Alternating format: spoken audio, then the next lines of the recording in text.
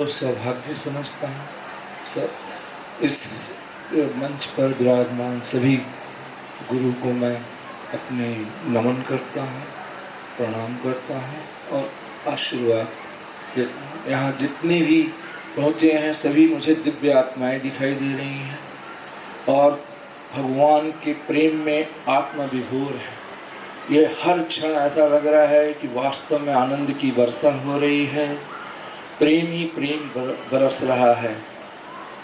हम जिस ऑर्गेनाइजेशन से आते हैं वो अर्थ के रूप में जाना जाता है, बिजनेस के रूप में जाना जाता है, एक तरफ धर्म, लेकिन अगर वास्तव में देखा जाए और जो मैंने खुद अनुभव किया हूँ कि हमारा धर्म जो, चाहे वो भगवान रामचंद्र जी की बात हो चाहे कृष्ण जी की, बहुत बड़ी मैनेजमेंट बुक है। अगर हम उसको अपने अंदर लेके आते हैं तो ये अर्थ बहुत इजी काम है और इजीली कोई भी चीज़ इतनी बड़ी उत्पत्ति कर सकता है कि हमें बहुत ज़्यादा मेहनत की ज़रूरत नहीं पड़ सकती है। और यही कारण रहा है कि हमारा शुरू से भारतवर्ष सोने की चिड़िया रही है, क्योंकि हम लोग धर्म से जुड़े हुए रहे हैं। हमें हार्वर्ड यूनिवर्सिटी से मैनेजमेंट की डिग्री नहीं चाहिए, हमें रामचरितमानस से जो लिखी हुई चीज़ें हैं वो अपने अंदर में उतार लें, गीता की बातों को अपने अंदर में ले जाएं, अपने आप वो इतिहास क्रिएट हो जाता है। और ये संभव हुआ है। चैतन्य महाप्रभु की बात करें, चाहे प्रभुपाद महाराज जी की बात करें, इस्कॉन टेम्पल कितना बड़ा विशाल कितने कंट्री में बना दिया, और किन्हों से बनाया?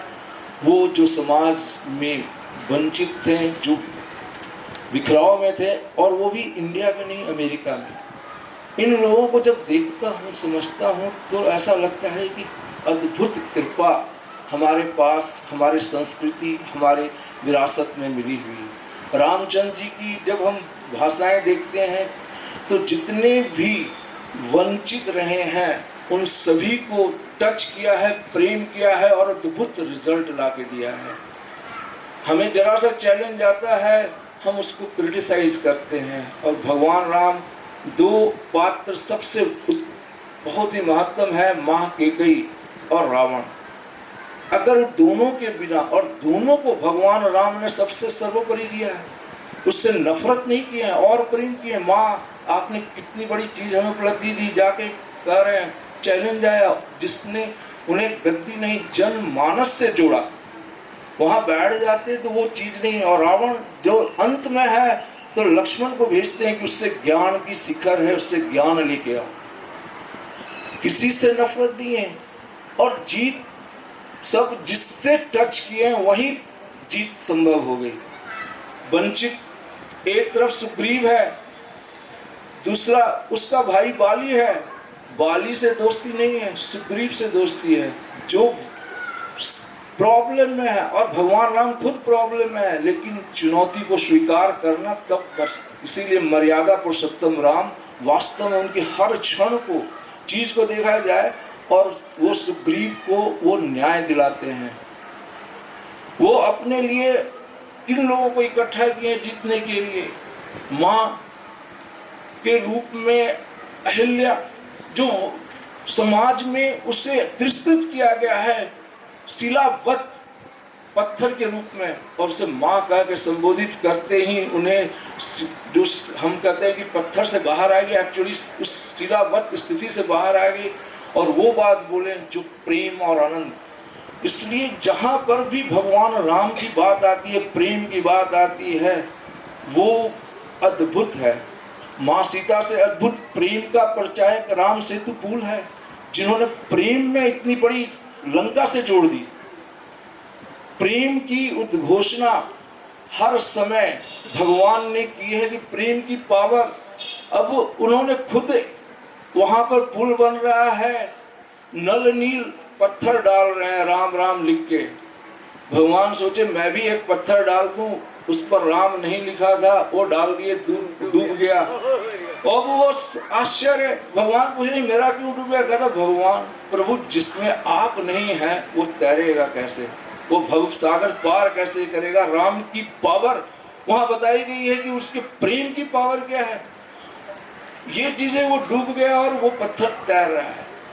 भगवान राम की पावर ये है कि वो अपने से भी बड़ा कर देते हैं। उसका उदाहरण हनुमान है, जिन्हें अपने हृदय में रखा। पावरफुल आज सबसे ज्यादा मंदिर हनुमान जी की है। राम के अंदर, राम एक वर्ड नहीं है, राम एक प्रेम का प्रतीक है। जहां हम अपने अंदर धारण करते हैं, जो काम कर रहे हैं उसी में राम की व्यवस्था देखें, वही एक्सेलेंट हो जाता है।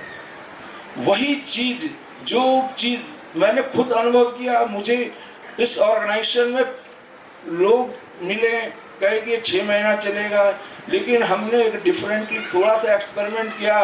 वो आज पंजाब का नंबर 1 हो गया, इवन इंडिया में अवार्ड मिलने लगा। नहीं तो 6 महीने में बंद होने के कगार पर था। तो ये पावर हम सभी को, गीता का हो चाहे इसका पावर है। और यहाँ संत जन जो डायरेक्ट हम लोग के अंदर एक पावर एनर्जी भरते हैं, जो हमें दे रहे हैं, जिससे कि हम अपने घर में जाके उन छोटे छोटे चीज़ों को, हर चीज़ में प्रेमवत होकर काम करें। एक्सेलेंसी आएगी, प्रेम आएगा, रिजल्ट आएगा। और इतना प्रेम और आनंद का हम लोग अनुभव करेंगे, उसी समय परमात्मा का हर क्षण, हर समय अनुभव कर सकते हैं, हर काम में अनुभव कर सकते हैं। और ये जो प्राप्त हुआ समय, दुर्लभ शरीर है मनुष्य का, आनंद ही आनंद में अनुभव कर सकते हैं। इसलिए मर्यादा पुरुषोत्तम राम है। वंचितों को, जो गिरे हुए हैं, जो लगता है कि ये हम आगे कुछ नहीं कर सकते, एक राम शब्द अपने अंदर धारण करते हैं और विजेता बन जाते हैं। चाहे वो विभीषण का लीजिए, तिरस्कृत है, आया और प्रेम आगे उसको बन, तिरस्कृत है, एक बार लगाए गले से और लंका का अधिपति घोषित हो गया। ये राम की पावर है, ये राम की महिमा है। हम सभी को ये चीज़, जिस ढंग से गौरिया मठ में ये राम की हम देख रहे हैं, साक्षात उनकी अमृत की वर्षा देख रहे हैं और पावर देख रहे हैं, मैं तो बहुत चिरार्थ हो गया और लगा वास्तव में यहाँ कण कण में राम विराजमान हो गए। इसलिए मैं इस सभी संत जन को अपने एक बार फिर दिल से नमन करते हैं कि उनकी कृपा और दृष्टि समाज पर जो बन रही है उत्थान के लिए, वो अद्भुत है और प्रेममयी है और समाज को बहुत ही शक्तिशाली बना के एक न इस जन्म में बल्कि अगले जन्म का भी द्वार खोलने में, कामयाब करने में बहुत बहुत उनकी योगदान है। इसी सब के साथ एक बार चरणों में हम नमस्ते।